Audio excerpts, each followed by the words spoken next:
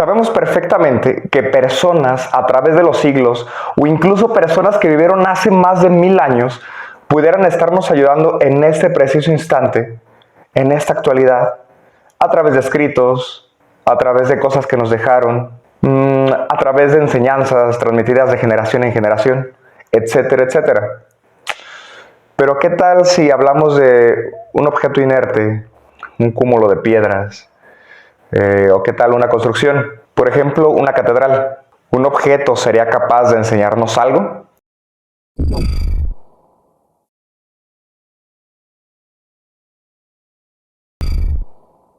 Bienvenidos nuevamente a Café y Filosofía. Yo soy Oscar Navarro.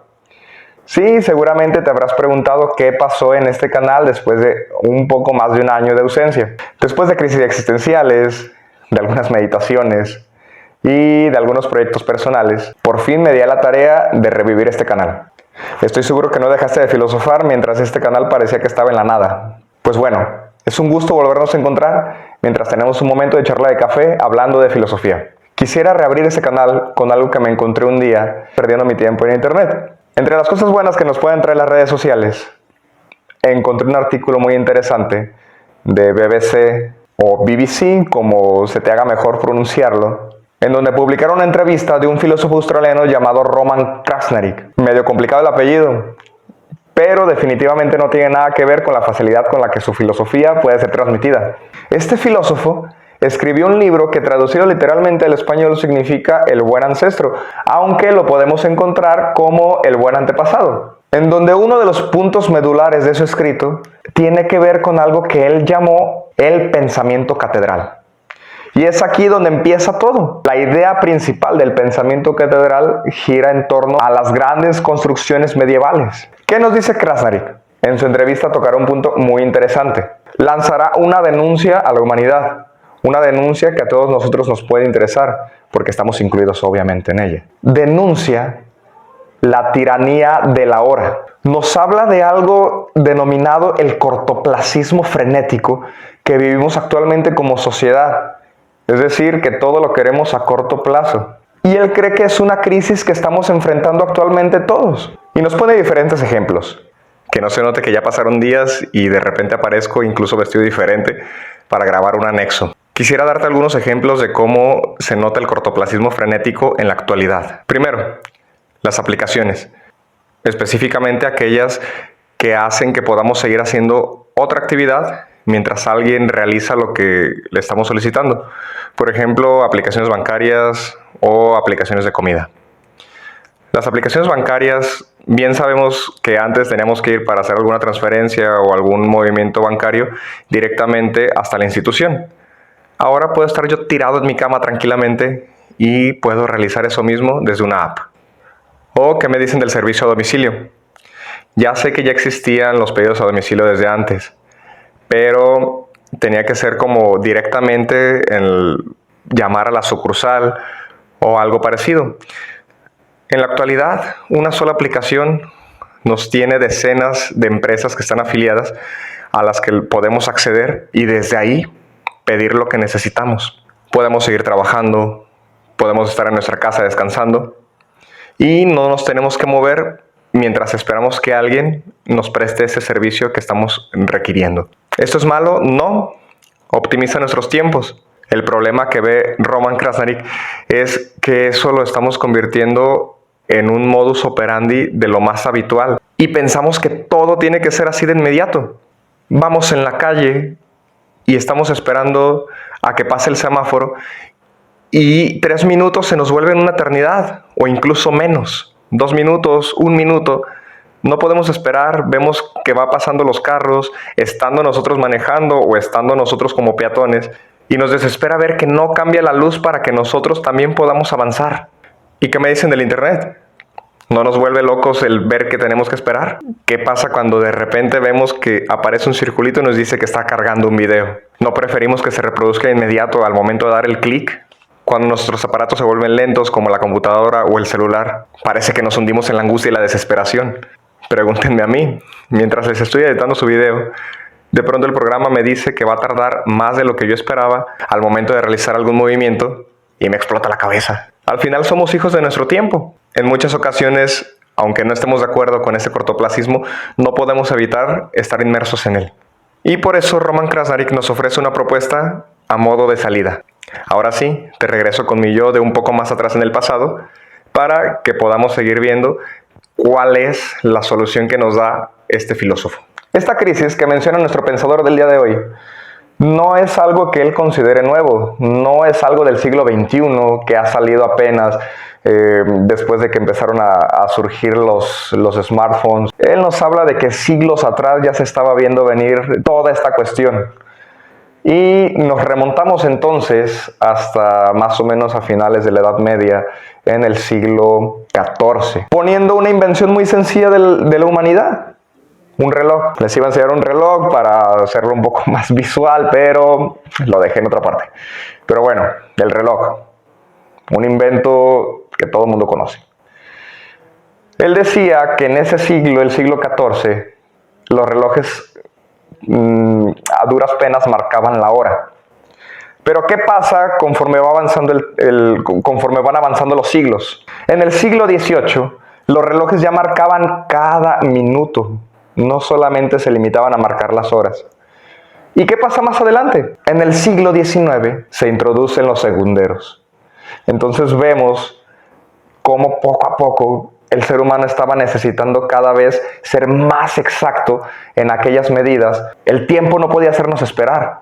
Necesitábamos todo de inmediato, necesitábamos todo más veloz. Ahora bien, este cortoplacismo nos trajo cosas muy buenas, pero Krasnaric considera que algunas de las razones por las que esta manera de vida están siendo un problema en la actualidad es porque precisamente en este siglo XXI estamos teniendo una serie de problemas que nos están pidiendo respuestas que no se queden a corto plazo. El cambio climático, la pérdida de la biodiversidad, la inteligencia artificial, entre otras cosas. Él cree que la pandemia es un ejemplo perfecto para darnos cuenta de que no podemos limitarnos a pensar las cosas en el futuro inmediato. Lo que nos dejó esta experiencia del COVID-19 fue precisamente que necesitamos pensar más allá de lo que normalmente estamos acostumbrados a hacer. Roman nos mencionará en su entrevista que países que habían planificado estrategias de salud a largo plazo tuvieron mucho mejores resultados para enfrentar la pandemia, a diferencia de países que no tenían realmente un sistema de salud planificado a largo plazo. Esta es una de las razones medulares por las que creemos que sí es necesario tener una planificación pensada a largo plazo. Y no nada más estamos hablando del sector salud, también estamos hablando de cuestiones como por ejemplo educación, seguridad, etc. Poniendo el ejemplo de educación, muchas veces vemos que los gobiernos hacen cambios y ni siquiera están pensando en unificar a largo plazo.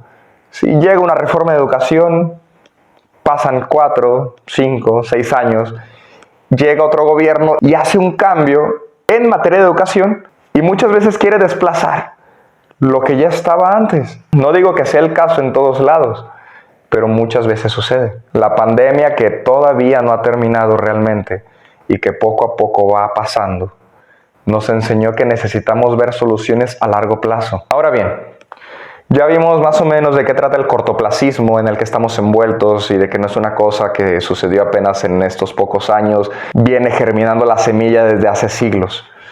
Pero el tema que nos interesa pues es precisamente el pensamiento catedral. Ya estuvimos viendo desde el principio que íbamos a hablar de eso, pero ¿dónde está entonces el pensamiento catedral? Solamente estamos viendo cosas del cortoplacismo, donde podemos encontrar este pensamiento de Roman. Empecemos primero por definir lo que para Roman Krasnaric es este pensamiento catedral según sus propias palabras. Voy a citar de manera textual.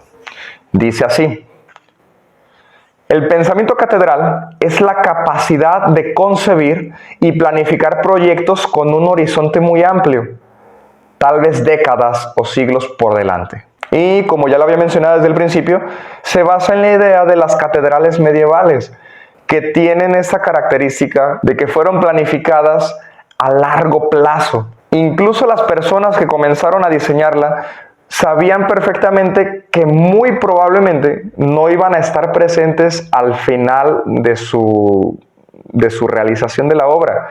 Sabían que ellos la iban a iniciar, pero muy seguramente no la iban a terminar. Que la majestuosidad que estaban logrando fraguar en ese momento iba a perdurar a lo largo de los siglos. Y creo que es más que evidente que realmente esto sí pasó. Un ejemplo que se me ocurrió ahorita puede ser la Catedral de Canterbury, que pues se dice que fue más o menos una planificación de 900 años entre remodelaciones, agregados que se fueron dando a la construcción hasta que finalmente terminó la obra tal y cual la conocemos actualmente. Antes de la Edad Media se había dado, sí, el ser humano prácticamente lo ha hecho siempre y Krasnarik lo reconoce.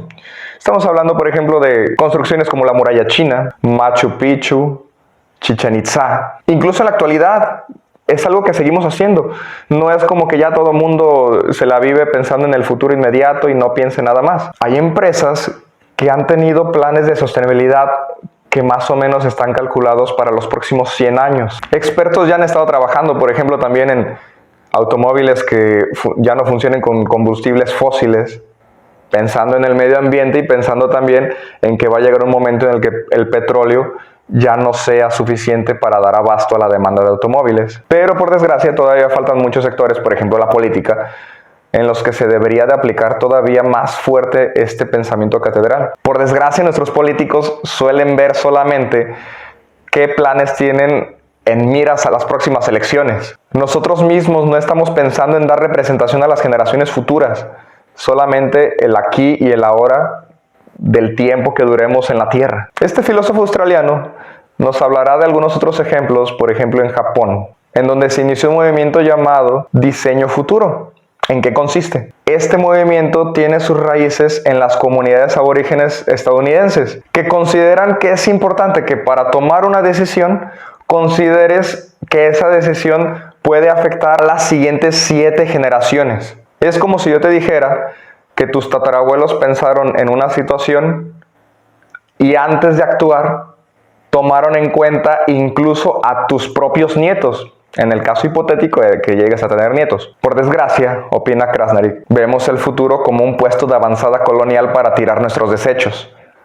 No estamos viendo lo que le va a afectar a las próximas generaciones. Él mismo, siendo australiano, teniendo en cuenta que Australia es una colonia británica, nos habla de cómo pues este país llegó a colonizar basándose en la doctrina tierra de nadie, en donde se comportaron como si no hubiese indígenas, es decir, personas que eran de ahí, de ese lugar. Y nosotros así estamos tratando el futuro. Nos quejamos de los colonizadores y de lo que hicieron, por ejemplo, los españoles, los ingleses, los portugueses, etcétera, etcétera, etcétera. Pero nosotros estamos tratando al futuro como esa tierra de nadie. Tomamos decisiones que tal vez están afectando el planeta en el futuro, pero como yo no voy a estar ahí, como no voy a tener ningún problema, ningún acercamiento con esas situaciones que van a ocurrir en los próximos 100, 200, 300 años, pues ¿qué más da? No nos damos cuenta que tenemos una conexión familiar